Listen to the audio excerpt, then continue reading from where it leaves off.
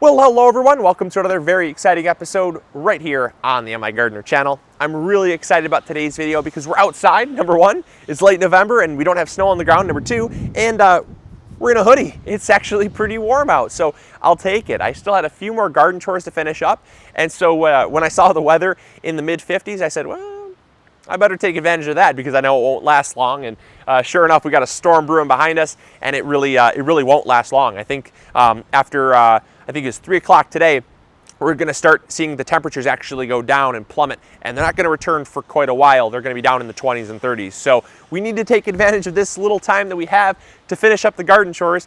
And one of those garden chores is why I'm bringing you all out, and that's to prune our fully mature fruit trees.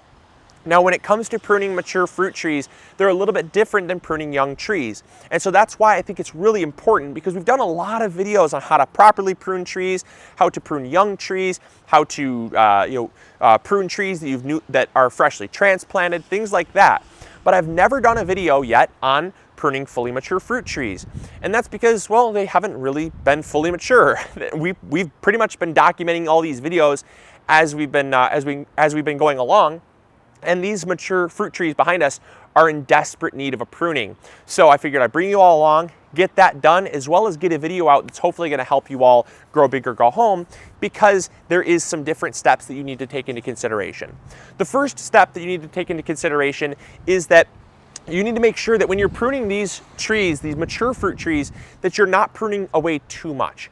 A mature fruit tree grows much slower than a young tree does. It's a lot like you and I. When we're young, we grow so much. I mean, think about age 1, age 2, age 3, age 4. I mean, you grow a foot a year. It's incredible. I mean, it's just absolutely insane how fast you grow when you're a kid. And so, but when you reach a fully mature adult, you stop growing. And that's when your cells don't multiply that fast, is basically the scientific reason for why you slow down growing. And so when you also get cut or get sick, you don't heal as fast. And so things kind of just happen a little slower when you're an adult. And so you want to make sure that when you're pruning your fruit trees, you take that into consideration, that they grow much slower, they heal much slower. And so it's very important that as gardeners, we don't over prune, we don't over stress. So that is one thing that's much different from a young fruit tree, which just grows and heals, and you can manipulate it in many different ways because they're so moldable and they grow so fast when they're young, but when they're older, they're a little more kind of stuck in their ways. So what we want to do is we want to take that in consideration. And then the final thing that you need to keep in consideration is the fact that when the trees get really large like this, there's a lot more to cut. And when you're pruning tiny little branches, there's a lot less surface area on those branches for disease to come in. And so we need to be really selective as to what we're cutting and where we're cutting them, as well as how we're cutting them and what we're cutting them with. Because if you don't take those into consideration, you can open up a lot of potential spots for disease and pests to get into the tree. Whereas if we're pruning just a tiny little branch, just this tiny little branch, there's not a whole lot of surface area on this branch. We're talking maybe, I don't know, 1/8 of an inch thick on this branch. But if we're pruning something much, much thicker, like one of those fully mature branches that is 1.5, 2 inches, 3 inches thick or more, that leaves a lot of surface area wherever we're cutting to, if we just cut indiscriminately, that can leave a lot of places where bacteria and fungi can get in, as well as pests. And once they get into your tree, that can also sometimes end up killing the tree. So very, very important we take these into consideration and think twice, cut once. So, all right, let's get our tools and then we'll get to pruning. So let's really quick talk about the two tools you're going to need to prune fruit trees, mature fruit trees. You need a hand pruner as well as a saw. And the reason why a saw is so important, this is a pole saw, but a hand saw will work just fine as well, is because these hand pruners are only for small branches. I see way too many people lopping off huge branches that are like 1.5, 2 inches in diameter with these. These are not for that job. There is a tool for every job. Just like you don't want to, I don't know, you don't want to send a boy to do a man's job is kind of the old saying. So this is a boy in a 2-inch diameter branch is a man's job, okay? You gotta get something good for that, because all you're going to do is you're going to crush the fibers. What you don't want to do is crush the fibers, because that actually opens up surface area and it actually invites in pests and fungus and disease into that open surface area. You want a really clean cut, a nice smooth cut, so that you don't have any problem areas. Wow, sun's coming out. Yay! Changes by the minute here. All right, so let's go back to this this peach tree here. I really got to get this one kind of reined in because it's getting away from us. All right, let's go. So the first thing that we're going to prune on a mature fruit tree is any growth that is taller than we can reach. This is done for two things. One, a short, stocky tree is actually a healthier tree. It takes much less energy to reach these lower branches than it does way up high. That's energy and nutrients going up further than it really needs to. And the second reason is it's actually safer for us. As gardeners, if we have to get up on a ladder, the more times we have to get up on a ladder, the higher chances are of us falling off eventually. So it's better to harvest on the ground anyways. So anything you can't reach, you should prune. So what we're gonna do is we're gonna prune off this top branch here. It's also really going to open up a lot of sunlight to all these lower branches, because whenever a branch grows straight up, it then forks growing laterally. So if you're going vertically and laterally, it's creating a zone where there's not as much sunlight exposure to these lower branches, and you're going to have better fruit ripening as well as more fruit on the lower branches than up high. So let's get that done.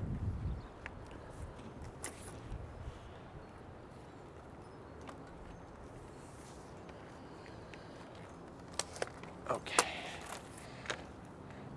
And I really like a pole saw. I know it's a little excessive for these trees, but I really like a pole saw because it has loppers here. It has the saw blade here for really big jobs, and then you can still have your little hand stuff. But pretty much anything that these can do, these little loppers can do as well. So I really like this kind of all-in-one tool. It is a little excessive, I'll give you that, but it works. So I took off all of that.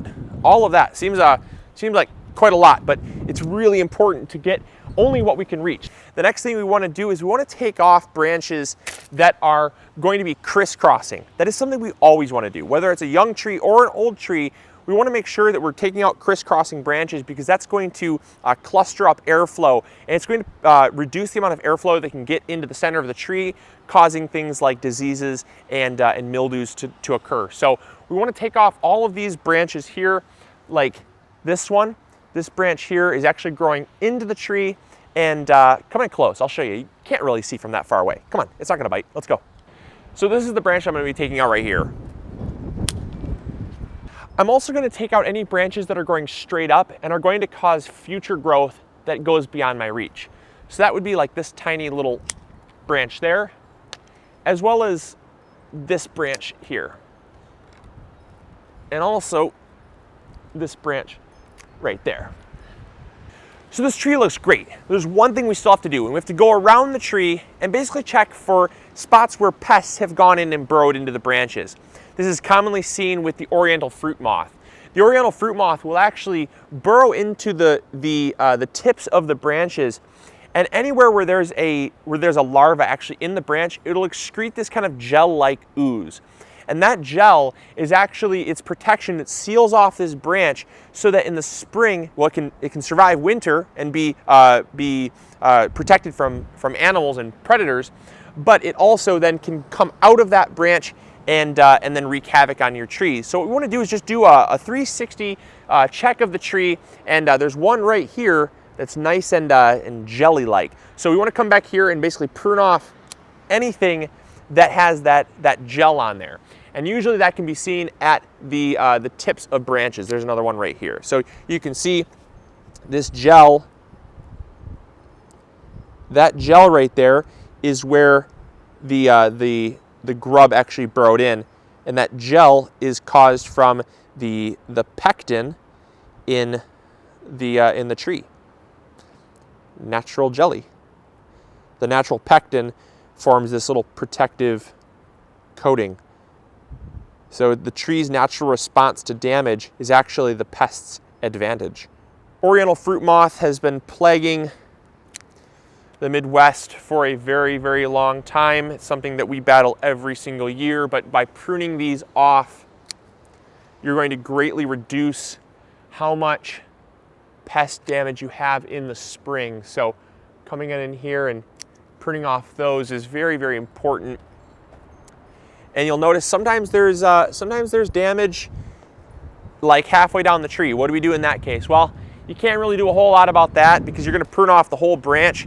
Now, the oriental fruit moth does not kill off the branch. It just burrows in, and then the tree eventually seals it up. But what we want to do is kill those moths. Those are actually the larvae living inside of the branches. So you don't want to just lop off a whole branch just because you see a little bit of a jelly ooze there. And sometimes they'll even burrow into the trunk. So there's no point in cutting down the whole tree just because you have one, because in reality, there could be tens of thousands in your area. And so you're only going to have, one or two burrow into the trunk. No sense in taking out the whole tree. All right, it's getting super windy, but that's all I've got for you today on how to prune fully mature fruit trees. I hope you all enjoyed. I hope you learned something new.